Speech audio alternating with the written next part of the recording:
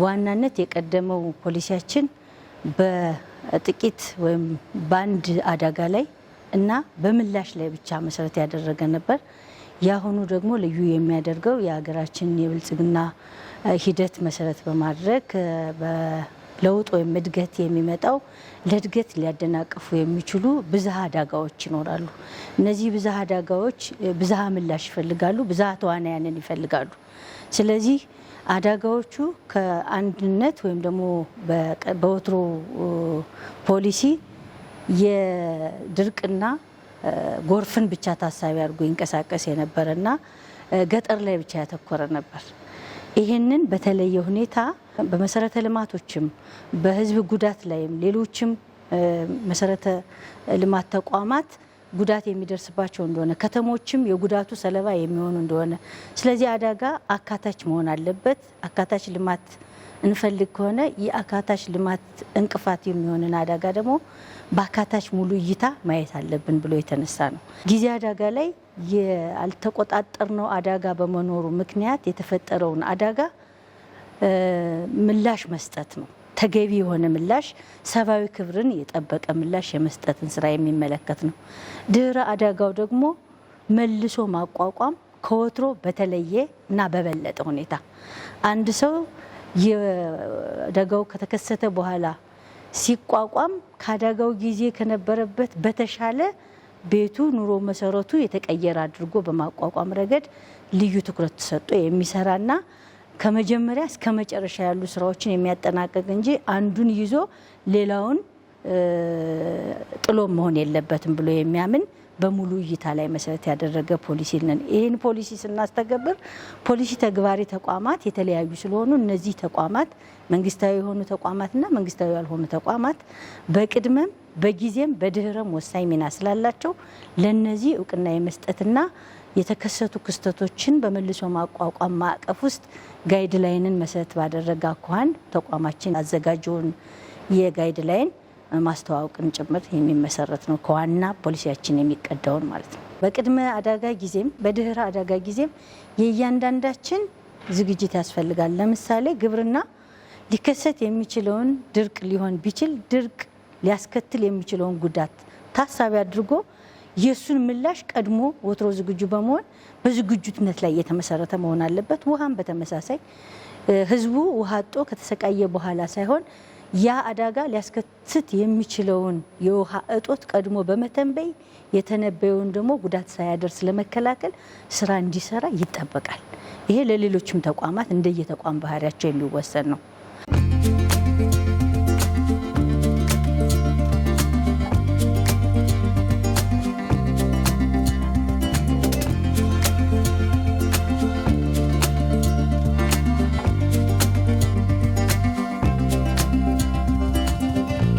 በተለያዩ ምክንያቶች ድጋፍ የሚያስፈልጋቸው የህብረተሰብ ክፍሎች አሉ። ቅድም እንዳቀረብ ነው አሁን ተፈናቃዮቹንና መልሰው ወደ አካባቢያቸው የተመለሱትን ከ1 ሚሊዮን 028 በላይ የህብረተሰብ ክፍሎች አሉ። ከነሱ ውስጥ ወደ 375 ተፈናቃዮች ናቸው።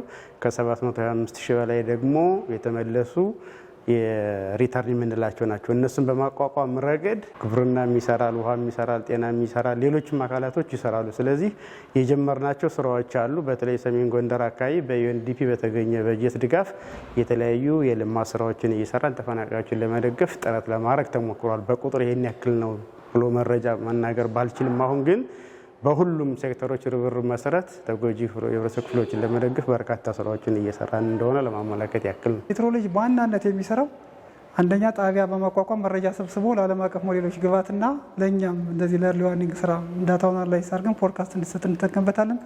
ሁለተኛ በእነዚህ 3 ወቅቶች ቀድሞ 1 ወር ቀድሞ እነዚህ መረጃዎች በማጠናከርና ዓለም አቀፍ ሞዴሎችን በመገምገም ትንበያ ለሀገሪቱ ለሚመለከታቸው የመንግስት አስፈጻሚ ተቋማትና ለሚመለከታቸው አካላት ይሰጣል ማለት ነው። የ2018 የኛ የክልላችን የምስራቅና የሰሜን ምስራቅ አጋማሽ አካባቢ ከሰሜን ጎንደር ይሄኛው የጃና ሞራን አካባቢ ከዋገምራ ጋር የሚያዋስነው የጠለምትን አካባቢ እንደዚህም የበለሳ የሚባሉት ሁለቱ በለሳዎች ምስራቅ በለሳና ምዕራብ በለሳ አካባቢ ከዋገምራ የሚያዋስና ዋገምራ ሙሎዎችን የሰሜን ወሎ የበሽሎ ተፋሰስ አካባቢ ቆላማ አካባቢዎች እነዚህ ለበረሃን ወይም ለድርቅ ተጋላጭ የሆኑ ወረዳዎች በሙሉ ዝናብ አጠር እንደሚሆኑ ነው እንግዲህ አሁን የተተነበዩ ትንበያ። ቢያንስ ከአማካኝ ከሚያገኙት ሚናቸው ከ60 እስከ 70% ያላቸውን ዝናብ ብቻ ነው የሚያገኙት። ያ ማለት ከ30 እስከ 40% ያለ አማካኝ ያለውን በሚን የሚያገኙትን ዝናብ ይቀንሳል ማለት ነው።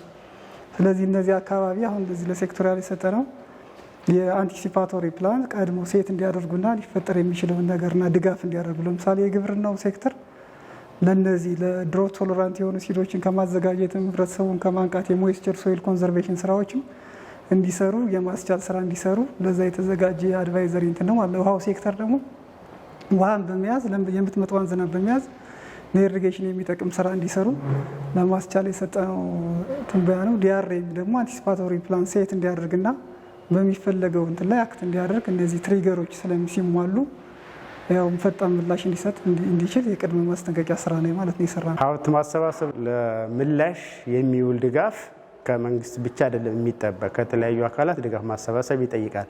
መንግስት የራሱን እንትን እንደሚወስደውም ሁሉ ከመንግስትና መንግስታዊ ካልሆኑ ድርጅቶችና ከማህበረሰቡ ድጋፍ ይሰበሰባል።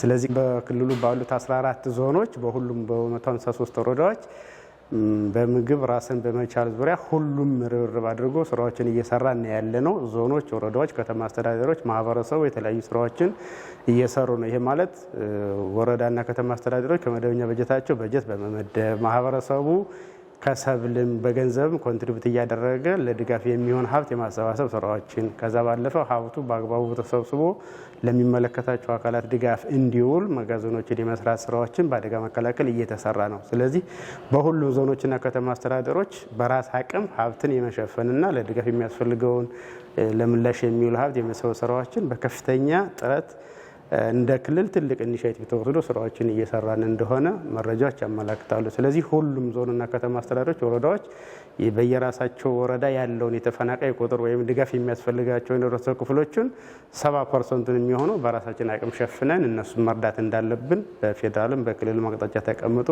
ስራዎችን እየሰራን ያለ ነው።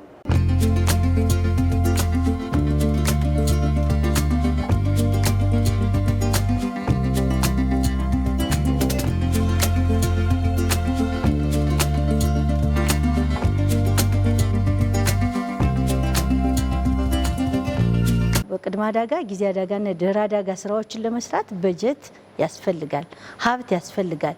አገር በቀል የሀብት አሰባሰብ ውስጥ ደግሞ እየገባን ነው። እንደምታውቁት ሰልፍ ሰፊሸንት በሚል ወይም ደግሞ ሰልፍ ሪዚሊያንት ሶሳይቲ ለመገንባት ከሌሎች የማያይ በራሱ የራሱን አቅም በማየት የራሱን የተፈጥሮ ጸጋ የውሃ የከርሰ ምድርና የገጸ ምድር የሰሪ ኃይል ወጣት ኃይል ያለው ያልታረሰ በርካታ መሬት እና የበልግ የበጋና የመኸር ምርትን የሚያመርት አካባቢ ምርጥ አግሮ ኢኮሎጂ ያለው አካባቢ እንደመሆኑ መጠን ከሌሎች መረዳትን የማያማትር በራሱ አቅም የሚቆም ማህበረሰብ በመገንባት አደጋዎች ሲፈጠሩ አደጋ እንዳይሆኑ ወይም ጉዳት እንዳይደርሱ። አደጋ ሁል ጊዜም አይቀሬ ነው በዓለም ላይ። ነገር ግን አደጋን አደጋ የምንለው መቋቋም ያልቻልን እንደሆነና ሌሎችን ድጋፍ የፈለግን እንደው ስለሆነ የሌሎችን ድጋፍ የማይፈልግ በራሱ የሚቆምና ስጋትን ተንብዮ ለስጋቶቹ ቀድሞ ቤተሰቦቻችን ክፉ ቀን ብለው የሚያስቀምጡት መጠባበቂያ እንዳለ ሁሉ ሁሉም የህብረተሰብ ክፍል ለየራሱ መጠባበቂያ ሊኖረው የሚችልበትን ሁኔታ ለመስራት ሰልፍ ሰፊሸንት ወይም ደግሞ ሰብአዊ ድጋፍ በራስ አቅም ብለን በ5 ፍኖተ ካርታ በ5 ፓኬጆች የተቀረጸውን ስራ ህዝባችን በማረስ ከህብረተሰብ በመሰብሰብ በአይነት ፈንድ አቋቁመናል።